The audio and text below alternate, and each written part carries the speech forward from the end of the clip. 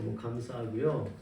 오늘 주께서 우리 교회 가운데 새로운 분들을 또 필요하신 분들을 그때그때 보내셔서 오늘 조금 몸이 아파서 못 온 분도 있고 또 형편이 안 돼서 못 오신 분도 계셔서 연락을 받아서 이게 한 분이 빠지면 그게 우리 교인의 10분의 1인데 이게 괜찮을까 뭐 이런 생각을 했는데 하나님이 뭐 또 채워주셔서요. 참 감사합니다. 제가 참 많은 걸 배워요. 목회에서 설교하면서 제가 설교했던 거를 아마 그대로 배우는 어느 때보다도 많이 배우는 게 요즘인 것 같아요. 하나님이 물기도 걷게 하시는구나. 하나님이 지키시는구나. 하나님이 인도하시는구나.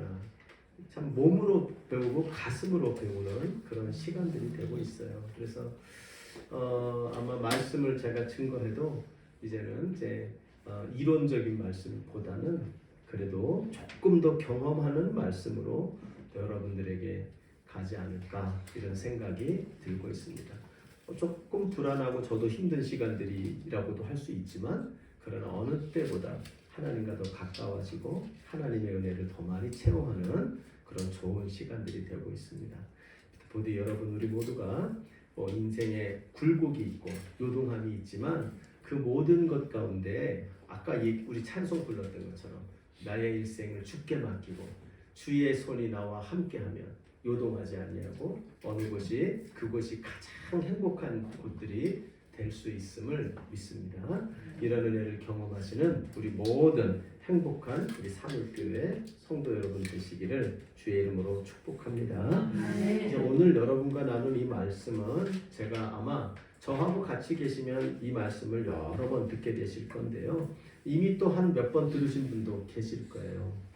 그만큼 제가 좋아하는 말씀인데 이 말씀을 굳이 오늘 보는 이유는 설교할까 준비가 안 돼서 그러는 게 아니고 그런 것이 아니라 이유가 있어서 그렇습니다. 왜냐하면 우리가 지난주에 부활주일 메시지로 여러분께 드렸던 말씀이 뭐냐면 우리가 고린도전서 15장의 말씀을 드렸죠. 그러면서 15장 58절에 여러분들에게 드렸던 말씀 그것이 바로 이런 말씀이었죠. 제가 읽어보면 그러므로 내 사랑하는 형제들아 견실하며 흔들리지 말고 항상 주의 일에 더욱 힘쓰는 자들이 되라. 이게 이제 무슨 얘기입니까? 그러므로라는 말이 앞에 예수께서 부활하셔서 죽음 권세에서 승리하셨으므로 그러므로거든요. 그게 그 예수가 부활하신 예수가 승리하셨으므로 그거를 알고 믿는 너희들은 부활하신 예수를 붙잡고 사는 너희들은 어떻게 해야 되느냐?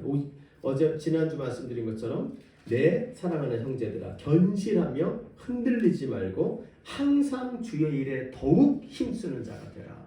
그러니까 한마디로 견실한 삶이에요. 그래서 제가 이런 생각을 많이 해요. 부활의 능력으로 살아가는 모습은 뭐냐 하면 맨날 업돼가지고 막 항상 밝은 얼굴 짓고 막 그렇게 사는 거는 머리 꼭 꽂고 사는 거라 그랬어요. 그 제정신 아닙니다. 그렇죠? 인생을 어떻게 그렇게 살 수가 있어요? 그거 아니고요. 그게 부활의 능력으로 사는 게 아니고 부활의 능력은 뭐냐? 견실한 삶이 되는 거예요. 견실한 삶. 그래서 어디를 가든 요동치는 세상에서 진짜 사단 마귀가 우리의 삶을 흔들어 놓고 있고 또 사단이까지 아니라도 내 주변에 세상이 나를 너 이래도 버틸래? 이래도 너 괜찮아? 하며 우리를 막 흔들어 제끼고 있는데 그 속에서도 견실하게 사는 게 그게 바로 부활의 능력으로 살아가는 모습이다. 이걸 알게 되는 거예요.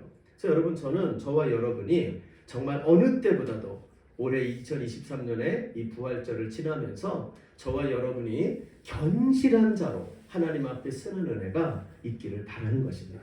그래서 오늘은 구약의 견실한 삶을 가르치는 대표적인 본문을 하나 볼 거고요. 다음 주는 미리 말씀드리면 신약에 나오는 견실한 삶에 대하여 권면하는 본문을 보려고 해요. 물론 같은 교훈, 비슷한 교훈이 나오겠지만 그럼에도 불구하고 신약의 성도든 구약의 성도든 부활의 능력을 소유하고 살아가는 견실한 성도의 모습이 어떻게 그렇게 가능한 것인가? 그리고 어떤 것을 추구하여 살아야 되는가, 이것에 대해서 여러분과 함께 말씀으로 나누려고 합니다. 오늘 본문의 말씀은 저와 이미 말씀을 나눈 분들은 그 내용을 이미 잘 알고 있기 때문에 제가 어렵게 본문을 설명할 필요는 없다고 생각이 돼요. 그래서 이 본문의 말씀을 우리가 보면서 이 요동하는 세상에서 요동하지 않기 위하여 오늘의 본문의 주인공은 구약의 성도의 대표인 다윗인데, 그 다윗이 이렇게 요동치는 세상 가운데 요동하지 않는 견실한 자로 이렇게 섰구나. 이것을 우리가 보면서 우리 자신들의 삶을 가다듬어 보는 그런 시간이 되려고 하는 것입니다.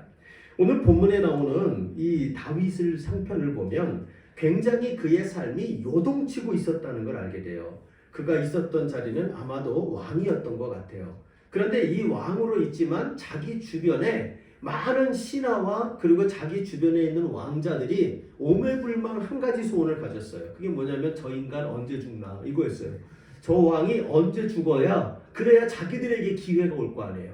그러니까 언제 죽나 이걸 생각하며 그냥 옆에서 아부하고 아첨하고 딱 돌아서서는 그 왕을 비난하는 정도를 넘어가서 어떻게 하면 저거를 끌어내릴까, 어떻게 하면 저 왕을 죽일까, 이것만 생각하는 사람으로 둘러싸여 있었던 거예요.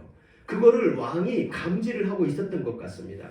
그 내용이 어디 보냐면 3절 4절을 한번 보죠. 3절 4절을 보면 이렇게 적혀 있죠. 한번 같이 읽어볼까요? 시작. 넘어지는 담과 흔들리는 울타리 같이 사람을 죽이려고 너희가 일제히 공격하기를 언제까지 하려느냐. 4절을 보면 그들이 그를 그의 높은 자리에서 떨어뜨리기만 꾀하고 거짓을 즐겨하니 입으로는 축복이요 속으로는 저주로다. 여러분, 이 다윗이 이런 입장이라면 아마 밤에 잠도 못 잤을 거예요. 그렇죠? 잠잘 때 와가지고 베개 하나 들고 와서 꾹 눌러서 나를 죽일까, 얼마나 겁나겠어요. 그렇죠? 그뿐만 아니라 어떤 놈이 하나 와가지고 푹 찌르고 가면 어떻게 될까? 음식을 하나 먹어도 여기에 독은 들지 않았을까? 어떤 방식으로 나를 죽일지를 알 수가 없는 거예요. 그럼 여러분 얼마나 불안하겠어요.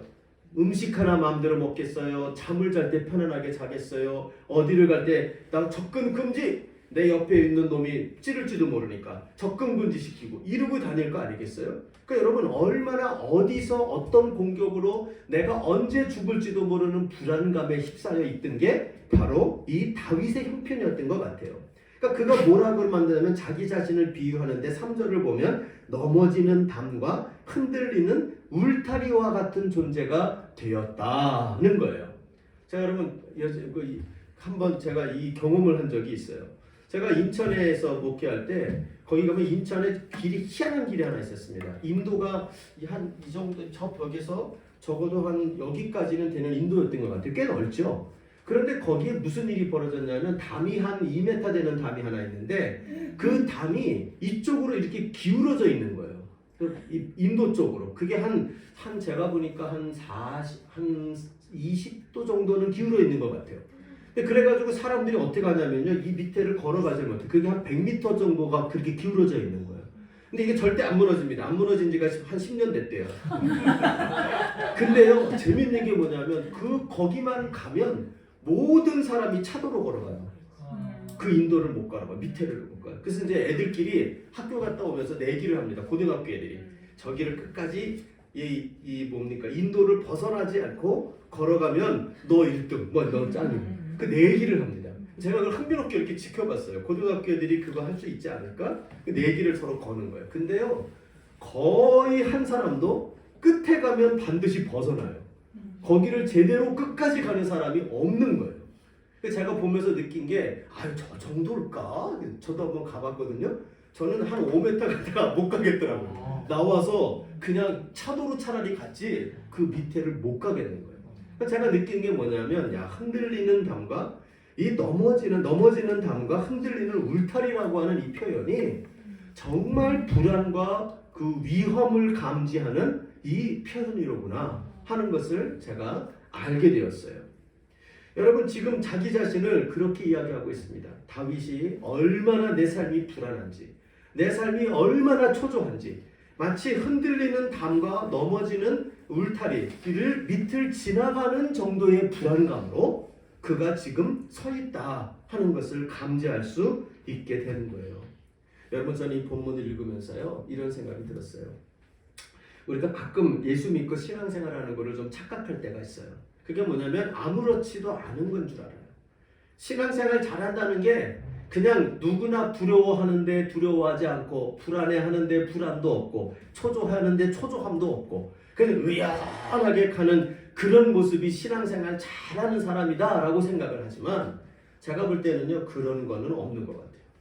여기 보면 다윗도요, 그렇게 하나님 앞에 신실한 성도였던 다윗도, 이 사람도 요동치고 불안한 상황 속에서는 여기 보면 자기 자신이 넘어지는 담이 되고 흔들리는 울타리와 같은 존재가 되는 것이 그게 정상이다 하는 것을 알게 되는 거예요. 신앙생활의 중요한 것은요, 불안함이 없고 요동치는 것에서 요동함이 없는 자가 되는 게 아니고요. 우리는 그 속에서도 뭐냐면 바로 그 요동침을 극복할 줄 아는 자, 그리고 그 불안함을 이겨낼 줄 아는 자, 그것이 참 신앙생활이다 하는 것을 알게 되는 거예요. 그러므로 여러분, 혹시라도 여러분이 인생 살아가다 내가 왜 이렇게 불안하고, 내가 왜 이렇게 초조해하고, 내가 왜 이렇게 위기 속에서 내 마음이 요동치는가, 그럴 때 자기 자신을 너무 자책하지 마시기를 바라요. 정상이에요. 그리고 여러분 자신을 격려해 주셔야 돼요. 여러분 뭐 어떤, 제가 TV 보니까 어떤 강사는 자기를 끌어안아 주라고 막 이렇게 하는데, 제가 그걸 보니까 저 사람 진짜 외로워 보이더라고요. 옆에 사람이 얼마나 없으면 지가 자기를 껴안을까. 근데 여러분, 또 그게 일면 맞는 거예요. 여러분이 여러분 자신을 끌어안아 주지 않으면 안아줄 사람이 사실 없죠. 그래서 여러분이 불안에 초조하고 세상살이 하다가 여러분의 마음이 막 요동칠 때 말이에요, 여러분은 한번 꼭 끌어안아줄 필요가 있어요. 그러면서 뭐라고 얘기하면 다윗도 그랬어, 예수님도 그랬어. 그런데 더 중요한 건 뭐예요? 자기를 다독이며 이길 수 있어. 요동치지만 이길 수 있어. 요동하지 않을 수 있어. 견실해질 수 있어. 그래서 여러분이 여러분 자신을 다독이며, 저 같으면 학준아, 다윗도 그랬어. 너 자신을 정죄하지 말고. 그러나 다윗이 견실함으로 극복했던 것처럼 학준아, 너도 견실해지기를 훈련하고 배우면 돼. 견실해질 수 있어. 이렇게 자기 자신을 격려하는 은혜가 있어지는 우리가 되기를 바랍니다. 그러면 여러분, 이렇게 요동치는 상황에서 다윗이 그러면 이 시편을 읽다 보면 어떻게 자기가 견실한 자로 극복해 갔는가 하는 것이 몇 가지가 나와요. 그 첫 번째 비결이 뭐냐면, 다윗이 자기 자신의 요동침을 느낄 때마다 다윗이 제일 먼저 했던 게 뭐냐면, 요동치는 자기 자신의 영혼을 하나님 앞에 갖다 놓기를 힘썼어요. 그렇게 했다는 거예요. 여러분, 저는 이렇게 생각해요. 다윗이 그전에는 그러면 그렇게 안 했을까요? 이 62편 전에는 다윗이 그러면 자기 자신이 하나님을 잊어버리고 아무렇게나 살았을까요? 그렇지 않다고 생각해요. 다윗이 이미 하나님 앞에 가는 자로 훈련되어 있고 습관이 있었을 거예요.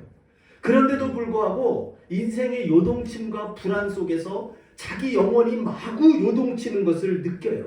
그때 어떻게 하냐면, 다윗이 쓰는 방법은 자기 자신을 더욱더 하나님 앞으로 가져가고 자기 자신을 더욱더 하나님만 바라보는데 고정을 시켜요. 여러분, 이 모습이 오늘 본문에 나오죠.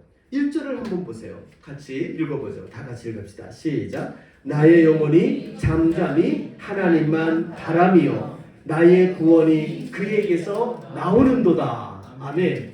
1절은 어떻게 보이냐면 하던 대로 한 것처럼 보여요. 그러니까 1절에 내 영혼이 요동치고 불안합니다. 지금 여기 보니 넘어지는 담, 흔들리는 울타리같이 자기가 돼 있다는 걸 깨닫고 어떻게 하냐면, 지금까지 내가 해왔던 것처럼 하나님 앞으로 내 영혼이 잠잠히 가서 그렇게 하나님을 바라보는 자리에 정위치했다는 거예요.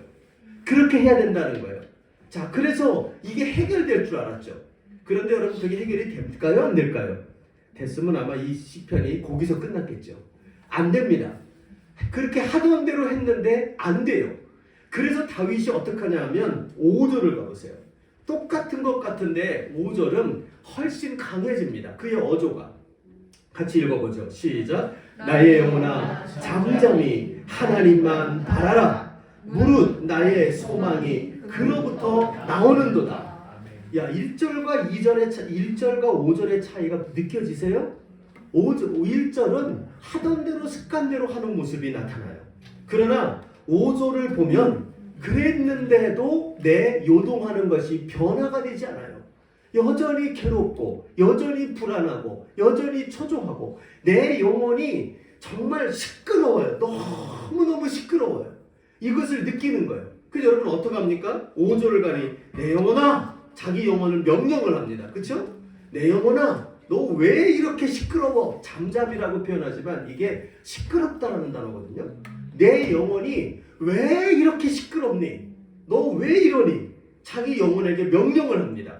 그리고는 뭐라 그래요? 하나님만 바라라. 하나님만 바라보라. 이렇게 자기 영혼에게 명령을 합니다. 그리고 너 알고 있잖아. 하나님이 너의 구원이라는 거 알고 있잖아.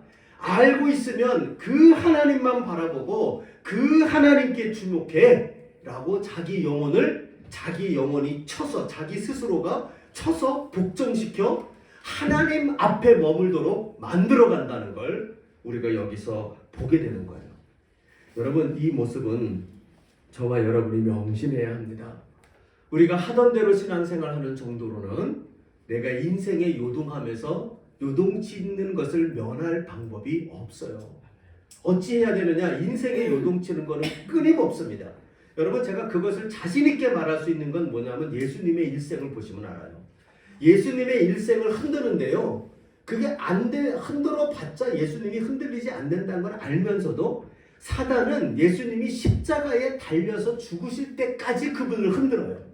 이 얘기하죠. 십자가에 달렸을 때도 내려와봐라 내려와봐라 깐족거리잖아요. 십자가에서 죽는 그 악인조차도 옆에서 야 너는 네가 진짜 메시아야 하며 자기도 달려 죽는 주제에 예수를 비난합니다. 그렇죠? 제가 예수님 같았으면 뛰어내려오고 싶었을 거예요. 내가 말이야 못해서 이러는 줄 알아? 십자가에 못 뽑고 내려와가지고 나는 다 한번 번개치고 막 해버렸을 거예요. 그렇게 하라고 옆에서 깐족거려요. 그러나 여러분 하나님이 원하는 길은 그 길이 아니잖아요. 그렇죠? 그런데 사단이 끝까지 그렇게 하라고 흔들어 놓는 것입니다. 그런데 거기서 예수님이 끝까지 하나님을 바라보죠. 잘 아시잖아요. 엘리 엘리 라마 사박다니. 하나님께 끝까지 주목하고 끝까지 하나님을 바라보는 예수님의 십자가의 그 고통스러운 모습이 나타나는 게 엘리 엘리 라마 사박다니예요. 근데 여러분 이게 뭘 말하냐면 우리 주님이 어떻게 인생의 요동침 속에서 요동하지 않는 자로 그가 끝까지 갈 수 있었는가? 그 비결은 어제보다 오늘보다 내일 더욱더 내 영혼이 하나님 앞에 정위치하기에 힘쓰고 내 영혼이 하나님 앞에 정위치하는 것만이 아니라 오늘 보면 바라라 라고 하는 이것이 뭐냐면 정위치 플러스 정방향이에요. 우리가 가끔 가다 보면요 하나님 앞에 나왔다고 해놓고는 딴 데 쳐다보는 사람들이 있어요. 그렇죠? 예배 시간에 와서 예배 드리는데 딴짓하고 있는 거죠. 스마트폰께 예배 드리죠. 예, 이런 모습들 보인단 말이에요. 그러니까 하나님께 집중하지 않고 예배 시간에 하나님 앞에 나와는 있는데 하나님 바라보지 않는 것. 기도하면서도 마찬가지예요. 기도하는 자리에 나와는 있는데 하나님께 집중하며 기도하지 못해요. 온갖 기억력이 다 살아나죠. 하다못해 내가 잊어버렸던 뭐 전화해야 될 때 그렇게 생각이 잘 나요. 기도할 때. 그렇죠? 그래가지고 전화부터 하고 기도해야지 이래요. 그러면 이제 그날 기도 끝난 거예요. 큐티할 때 안 오던 약속 다 생각나고요. 잊었던 거 다 기억나고요. 그렇죠? 여러분 왜 기억력이 그렇게 생생해지는지 아십니까? 우리가 방해하는 거예요. 흔들어 놓는 거예요. 여러분 그래서 지금 우리가 요동치는 세상에서 요동하지 않는 제일된 이 성도인 이 다윗이 보여주는 제일된 비결이 뭐냐면 하나님께로 더욱더 정위치하고 그리고 그 하나님의 얼굴을 바라보는 데에 더욱더 정방향을 하는 거예요. 사단이 우리를 세상 속에서 무너뜨리는 것은 별로 어렵지 않아요. 어떻게 하냐면 딴 데가 있게 하면 돼요. 하나님 곁에 가 있지 못하게 하고 하나님 곁에 와서 하나님 보지 말고 다른 거 보게 하면 돼요. 그러면요, 그 영혼이 요동치는 데서 벗어날 방법이 없고요. 그렇게 그것이 습관이 되는 사람들은 냅둬도 혼자 요동을 쳐요. 사단이 억울해합니다. 나 너 요동을 너 흔든 적 없어. 너가 혼자 흔들어. 뭐 이런 거예요. 그런 일들이 종종 생기는 거예요. 여러분이 명심하기를 바라요. 내 인생이 요동치고 있다. 내 영혼이 요동치고 있다. 라고 느낄 때 그때는 우리가 더욱더 견실해질 시간이다. 그것은 더욱더 하나님 앞으로 나아가야 될 시간이고 더욱더 하나님의 얼굴만 바라봐야 되는 시간이다. 요동치는 건 바로 그 신호라는 걸 명심하시기를 바라요. 때때로 우리가 인생 살 때 내 인생이 내가 잘못 살아서 그런가? 그거 아닙니다. 잘 살아도 흔들어 놓습니다. 그러나 흔들어지는 그때는 그게 신호예요. 하나님 앞에 더 가까이.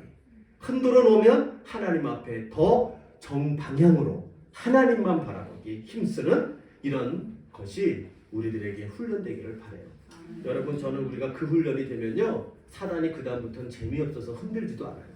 저거 흔들기만 하면 하나님 앞에 가니까, 흔들기만 하면 하나님 바라보니까, 흔들면 안 돼. 흔들지 마. 쟤는 건들지 마. 이런 인생이 된단 말이에요. 여러분, 저는 저와 여러분이 그랬으면 좋겠어요. 그렇죠?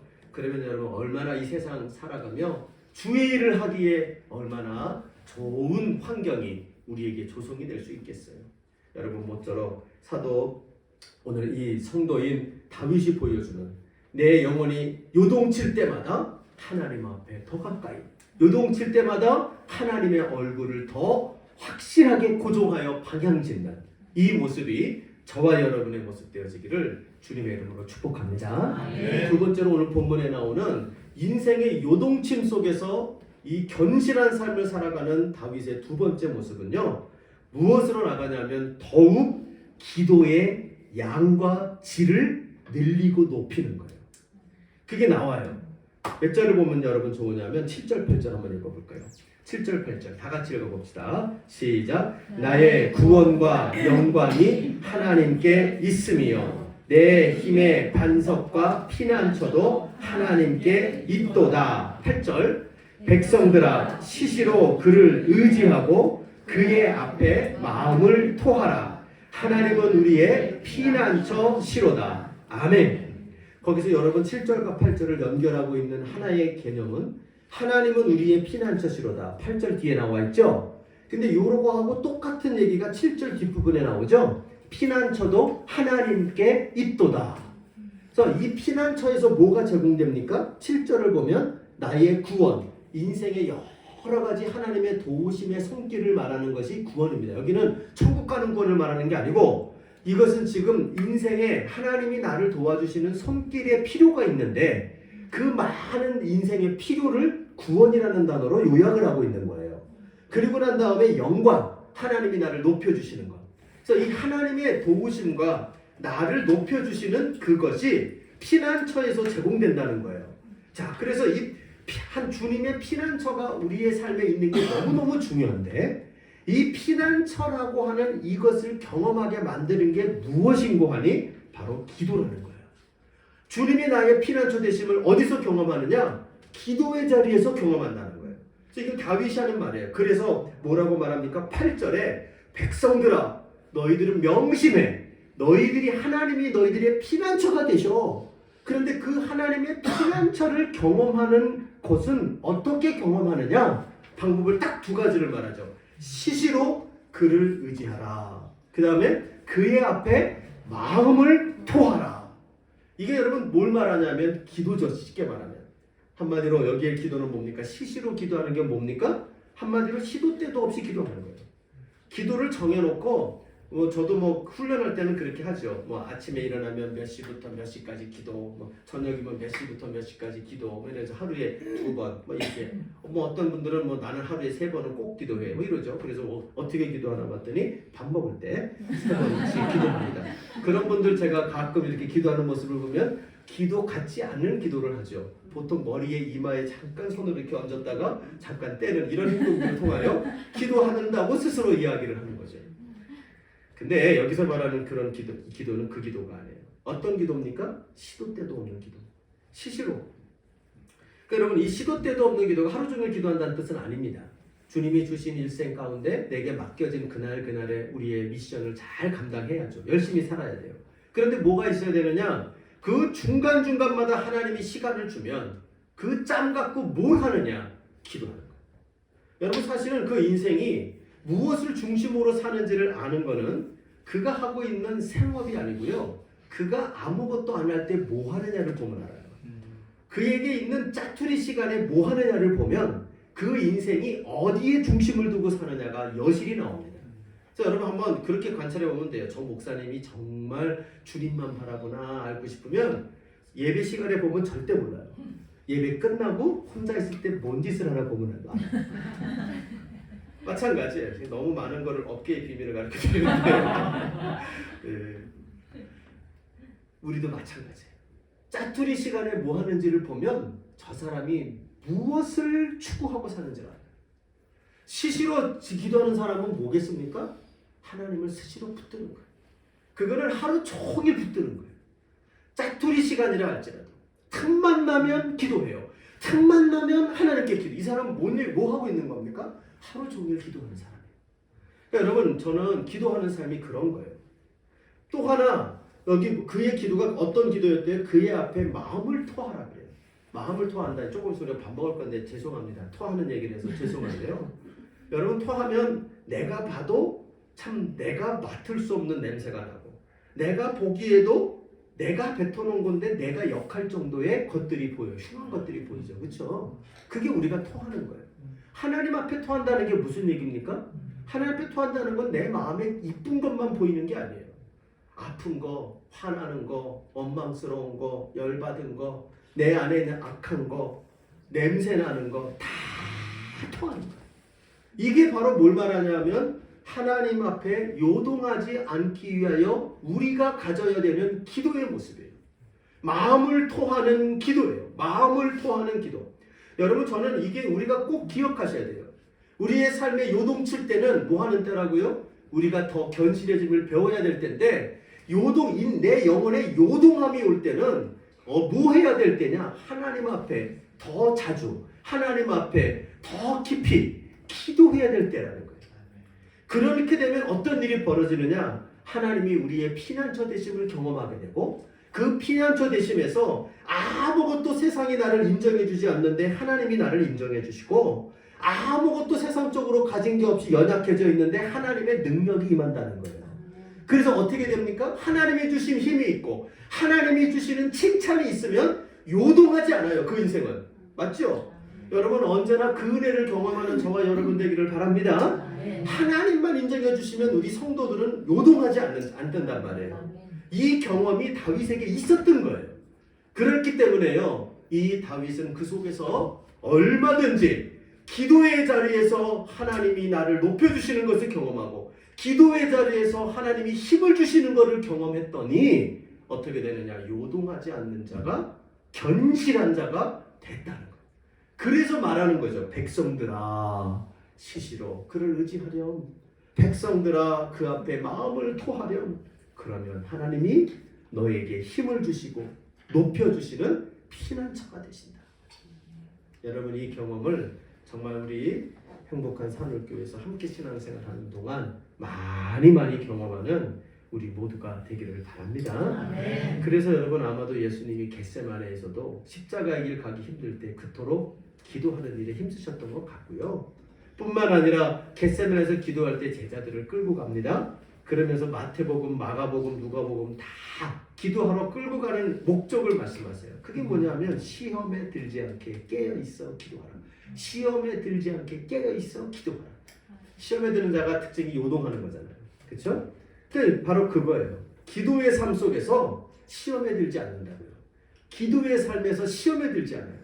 그러니까 여러분 제가 그 신앙생활 그 대학교 때 있었을 때 대학교 선배들이 그 얘기를 참 많이 했어요. 제가 이렇게 좀 마음이 좀 힘들어하고 뭐 이렇게 그 대학교 있을 때 막 좀 뭐가 고민에 빠지고 대학생들 젊은 청춘이 얼마나 피 끓는 청춘이니 고민이 많아요. 그렇죠?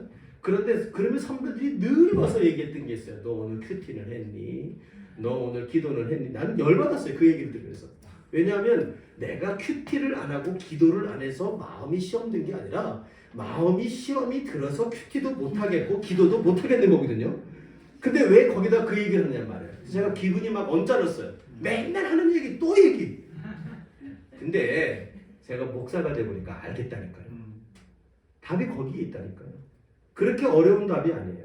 우리가 기도의 자리가 여러분 빈약해지면, 기도의 횟수가 빈약해지고 기도의 깊이가 빈약해지기 시작을 하면 곧바로 그것이 뭐로 연결되냐면 시험에 요동치는 걸로 연결이 되더란 말이에요. 경험이 그래요. 그래서 여러분 저는 정말 요동하는 분이 요동하지 않기 위하여도 기도해야 되고, 또 요동할 거리를 만났을 때도 요동하지 않는 자가 되기 위해서도 기도해야 돼요.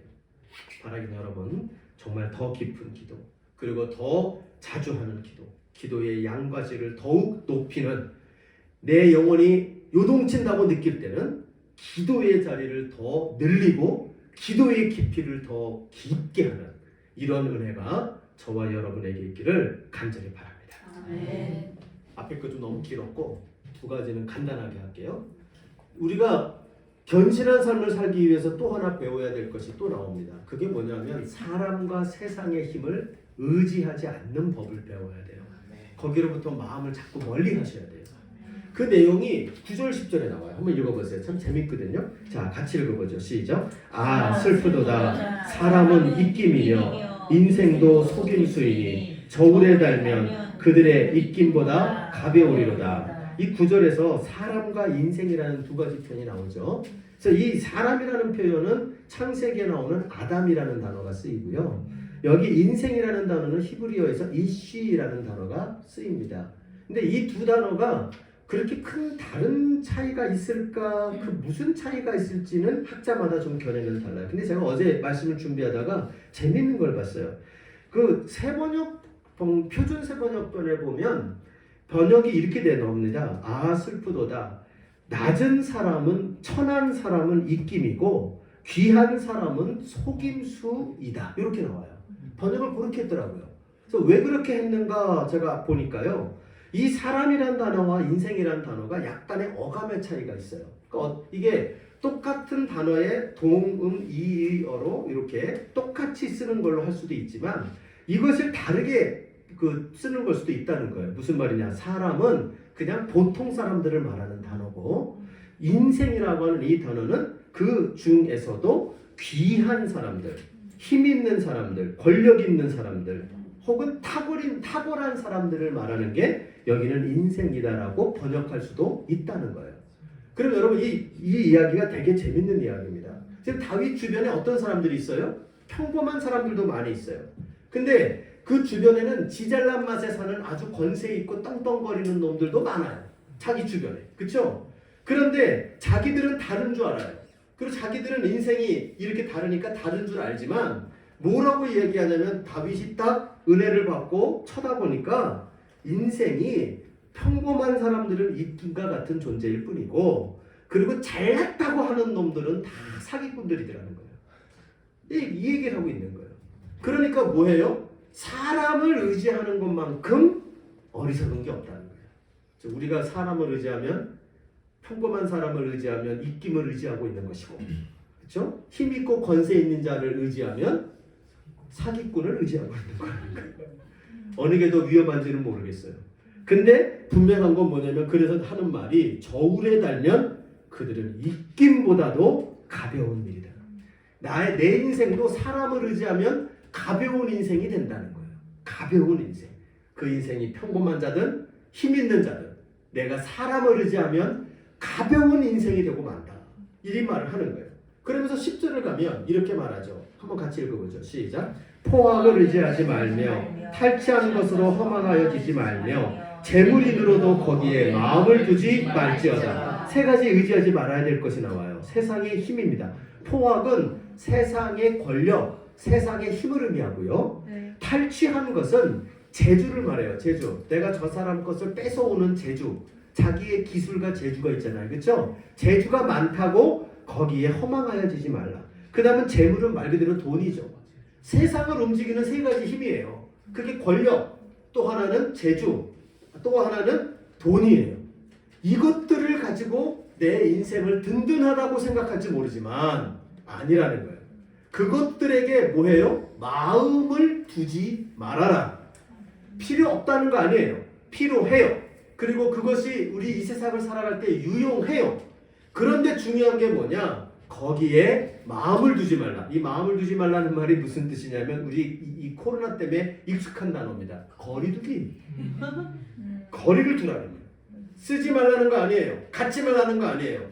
그런데 거리를 두라는 거예요. 여러분 이 말이 우리가 세상 살아가면서 요동하지 않는 성도가 되기 위하여 꼭 가져야 되는 지혜 중에 하나입니다. 거리두기가 필요해요. 사람을 사랑하지만 사람을 의지하지 말아야 하고요. 세상에 있는 것들을 가지고 잘 이용하지만 적당히 가지고 그것들을 가지고 거리를 둘 줄 알아야 한다는 거예요. 이것을 가지고 훈련하게 하는 것이 바로 뭐냐? 요동치게 만든다는 거예요. 그리고 여러분 우리가 요동함 속에서 배워야 될 거예요. 인생 우리가 사람 때문에 요동할 때 있죠? 물질 때문에 요동할 때가 있죠? 힘이 없고 권력이 없어 요동할 때 있죠? 그 요동할 때는 서러워할 때가 아니고 그때는 거리를 둬야 될 때는 거예요. 그 속에서 뭐를 배워야 돼요? 진짜 의지할 대상이 이것들이 아니구나. 이것을 배우면서 정말 의지해야 될 하나님을 더욱 의지하는 그러한 중심들을 새롭게 해야 될 때다 하는 것을 알게 되는 거예요. 마지막 한 가지만 말씀을 드리고 오늘 말씀을 마치죠. 그 11절 12절을 보면 이런 얘기를 합니다. 하나님이 한두 번 하신 말씀을 내가 들었다. 무슨 얘기냐? 주의 말씀을 들어야 돼요. 주의 말씀. 근데 지금 이 다윗이 무슨 말씀을 들었냐면 이런 얘기를 들었습니다. 권능은 하나님께 속하였다 하였다. 지금 여러분 다윗이 어떠한 문제 때문에 지금 흔들리고 있습니까? 자기 주변에 있는 사람들이 왕으로서의 위치를 흔들어 놓고 있단 말이에요. 그러니까 여러분 이 속에서 다윗이 어떤 마음이 들겠어요? 누가 나를 지지해 줄 수 있을까? 누가 나를 도와줄 수 있을까? 이런 생각을 하면서 찾아보는데 아무도 믿을 놈이 없거든요. 그러니까 다윗이 굉장히 불안했다고요. 근데 그때 다윗이 들은 얘기가 뭐예요? 하나님의 음성을 들었어요. 무슨 얘기를 들었어요? 다윗아, 네 왕의 권위는 내가 세우는 거야. 이 사람이 죽이려고 해도 내가 허락하지 않으면 안 돼. 이 사람들이 너를 떨어뜨리려고 해도 내가 주는 거지 그들이 주는 게 아니야. 너의 왕권은 내가 주는 거야. 이 주의 음성을 들었다는 거예요. 그러니까 어떻게 됐을까요? 요동하지 않게 되는 거예요. 견실해지는 거예요. 여러분 우리가 이 비결을 꼭 기억해야 합니다. 하나님께 더 나아가 기도하고 마음을 쏟아놓으면서도 주의 음성의 말씀, 주의 말씀을 우리 신약의 성도들에게는 두 가지 루트로 오죠. 하나는 성령께서 주시고 또 하나는 성경 말씀을 통해요 주십니다.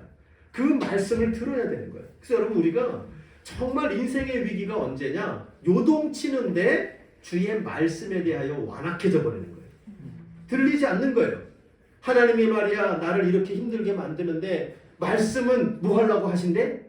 이러면서 말씀에 귀를 닫고 마음을 닫아버려요. 이러면 여러분 그 인생의 요동함이 멈추지가 않아요. 그러나 저의 짧은 경험이지만 하나님의 말씀이 가끔가다 우리의 상황과 정반대일 때가 있어요. 근데 여러분 그때요 그 말씀을 아멘으로 받으면요 이 상황 속에 흔들리질 않아요. 하나님이 괜찮다는데 뭐 인생은 파도가 치고 막 넘어지는 울타리같이 휘청거리고 있는 상황이지만 하나님이 그때 기도하러 나가고 주의 말씀을 듣는데 성령이 뭐라 그러냐면 걱정하지 마. 내가 너 붙잡고 있어. 염려하지 마. 내가 너를 책임질 거야. 이 음성 딱 들으면요. 아무렇지도 않을 수 있는 거예요. 이상하죠? 마음이 요동하지 않아요. 상황은 어렵지만 마음은 아무렇지도 않아요. 견실해질 수 있다는 거예요. 이런 말씀을 마무리하죠. 우리 모두가 정말 부활의 능력을 갖고 사는 부활하신 예수님과 함께 사는 은혜가 우리 모두에게 있어지기를 바랍니다. 오늘 본문 속에서 하나님을 붙잡고 요동치는 상황에서 요동하지 않고 견뎌갔던 이 다윗의 멋진 신앙의 모습이 오늘 우리에게 나옵니다. 우리의 삶에 요동친다고 생각될 때 그때는 우리가 이게 신호라고 생각하시길 바라요. 그래서 더욱 하나님 앞에 정위치하고 더욱 하나님만 바라보도록 정방향 짓기에 힘쓰는 우리 모두가 되기를 바라요. 그때 여러분 원망하지 마세요. 다윗을 보면요, 자기 다른 사람 원망하지 않죠. 저 사람 때문에 내가 하나님께 못 나가, 저 인간들 때문에 내가 하나님을 못 바라봐. 사람 원망하지 않아요. 자기 영혼은 자기가 책임지는 거예요. 내 영혼을 쳐서, 두드려 쳐서, 이놈아 하나님을 봐, 하나님께로 나가. 자기 영혼을 하나님 앞에 더욱 정의치 시켜나가는 그런 은혜가 있기를 바랍니다. 그리고 더욱 기도합시다. 더 많이 기도하고, 더 자주 기도하고, 더 깊이 기도합시다. 기도의 양과 질을 높이시기를 바랍니다. 그리고 세상에, 우리의 또 사람에게 우리의 마음을 두는 것을 우리가 절제하는 자가 됩시다. 거리두는 훈련을 해야 될 것이에요. 마지막으로는 주의 말씀을 듣기에 더욱 힘쓰고 주의 말씀에 우리의 영혼을 활짝 여는 그런 은혜가 있기를 바랍니다. 여러분, 이렇게 우리가 나아가게 될 때 예수님의 십자가에서의 승리가 이러한 모습으로 나아가셔 승리하게 되신 건데요. 결국 우리도 이 땅을 살아가며 요동치는 세상에서 견실한 삶으로 나아가는 은혜가 이런 삶을 살아가는 우리에게 있게 될 것입니다. 오늘 말씀을 묵상하고 오직 주만이 나의 전부이심을 고백하면서 요동치는 곳에서 요동하지 아니하는 귀한 부활의 능력으로 살아가는 행복한 삶을 꾀 모든 성도들 되시기를 주의 이름으로 축복합니다.